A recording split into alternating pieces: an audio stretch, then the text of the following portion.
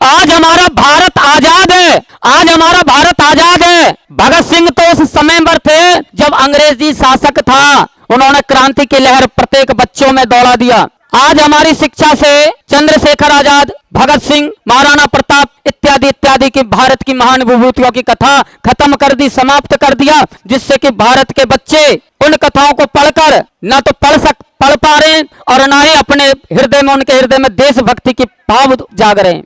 तो सबको अपने उपासक की तरह बनना चाहिए, है ना। हम अपने माता पिता की सेवा करते हैं क्योंकि हमारे इष्ट राम ने सेवा की है। हम अपने गुरु का सम्मान करते हैं क्योंकि राम ने सम्मान किया है। तो राम ने जब धनुष नहीं छोड़ा, हनुमान जी ने गदा नहीं छोड़ा, तो हमने कैसे त्याग दिया? क्या हम दूसरे पर आश्रित रहे? कोई हमारा दुपट्टा खींचे, कोई हमारा साड़ी खींचे और हम फोन करें आओ हमें बचाओ, तो क्या पूछ कर उनसे घर से बाहर निकले थे? जब उनसे पूछ कर नहीं निकले तो स्वयं छत्राणी बनो, स्वयं झांसी बनो, रानी बनो।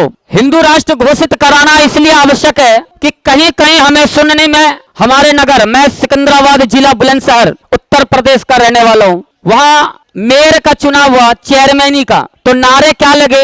हम यहाँ शांतिपूर्ण धरना देने आए हैं, शांतिपूर्ण अपनी बातों को रखने आए हैं, इसलिए कोई बात कहने का औचित्य नहीं है और ना ही मैं कहना चाहता हूँ। तो नारे अपने भारत की माटी, अपने भारत का अन्न खाकर अगर हम विदेशी नारे लगाएं तो ये देश प्रेम कहलाएगा? नहीं कहलाएगा। हिंदू राष्ट्र के साथ साथ कुछ धाराएं भी सख्त कर दी जाए। जो हमारे राष्ट्र का अपमान करे, जो हमारे देश का अपमान करे, उन्हें कठोर से कठोर दंड दिया जाए, जिससे कि उन्हें देखकर जो और विधर्मी हैं, जो निशाचर प्रवृत्ति के लोग हैं, वो हमारे देश का अपमान ना करे। कहीं कहीं हमने देखा कि तिरंगा को अपने पैर के नीचे रगड़ रगड़ कर वीडियो वायरल कर रहे हैं। उन्हें भय नहीं है तिरंगा का, उन्हें हमारे भारतीय जवान का भय नहीं है, उन्हें हमारे भारतीय शासन का भय नहीं है, इसीलिए तो उसने देश के तिरंगा को अपने पैर के नीचे कुचल दिया। नारा लगाते हैं भारत तेरे टुकड़े होंगे। जब तक विधर्मियों और ऐसे नारा लगाने वालों कान खोलकर सुन लो कि जिस दिन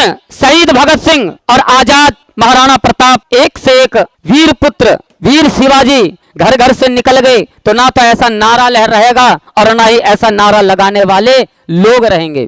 हिंदू तभी तक दयालु है जब तक उनके माता पर कोई विपत्ति ना पड़े, और हिंदू का माता उसका देश है, हिंदू का माता भारत माता है, और वो हंसते हंसते अपने प्राणों की बलि दे देता है। हे भारत के राम जगो मैं तुम्हें जगाने आया हूँ, हे भारत के राम जगो मैं तुम्हें जगाने आया हूँ, और 100 धर्मों का धर्म एक बलिदान बताने आया हूँ। 100 धर्मों का धर्म एक है बलिदान बताने आया हूँ। इसलिए किसी चीज से भय ना करें। जब हमारे शहीद भगत सिंह, पता है शहीद भगत सिंह बहुत संपन्न परिवार से थे, चंद्रशेखर आजाद संपन्न परिवार से थे, सुभाष चंद्र बोस संपन्न परिवार से थे। उन्होंने अपना परिवार छोड़ा, अपने माता को छोड़ा, अपने पिता को छोड़ा, त्याग कर दिया। आज पूरी दुनिया, आज पूरा शासन प्रशासन उनका सम्मान करती है। अरे मरना तो एक दिन है ही, चाहे अगर मेरी मृत्यु लिखी हो सकता है कि मैं यहाँ से बाहर जाऊं और कोई मुझे गोली मार दे, किसी प्रकार से मैं एक्सीडेंट हो जाऊं, हत्या हो जाए मेरी, हो सकता है। मरना तो, मृत्यु तो एक दिन निश्चित है,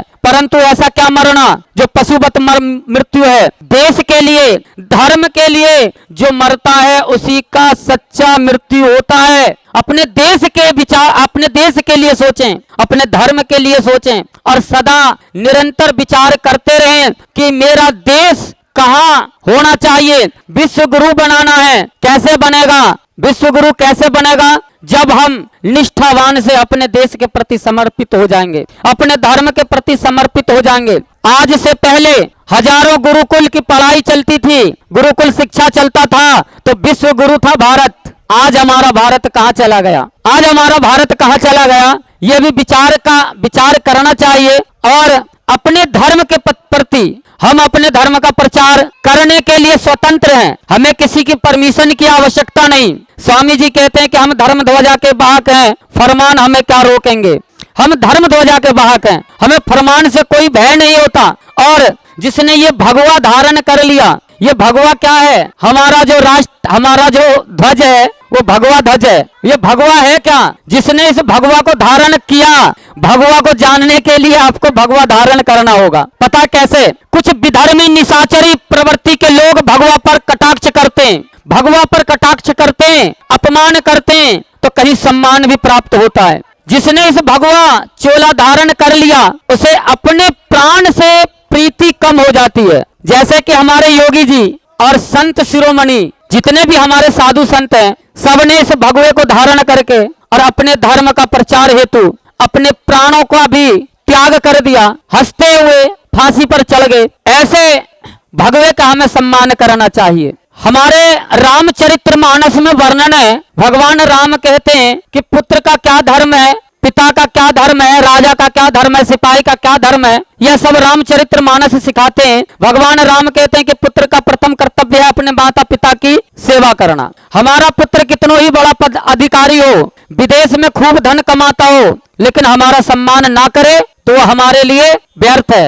यही तो रामचरितमानस सिखाते हैं। तो जब रामचरितमानस आचरण सिखाती है तो फिर उनका अपमान क्यों किया जाता है? रामचरितमानस किसी को तोड़ने की बात नहीं करते, किसी को अपमानित करने की बात नहीं करते। तो जब वह सबका सम्मान करते हैं तो हमारे राम का अपमान क्यों किया जाता है?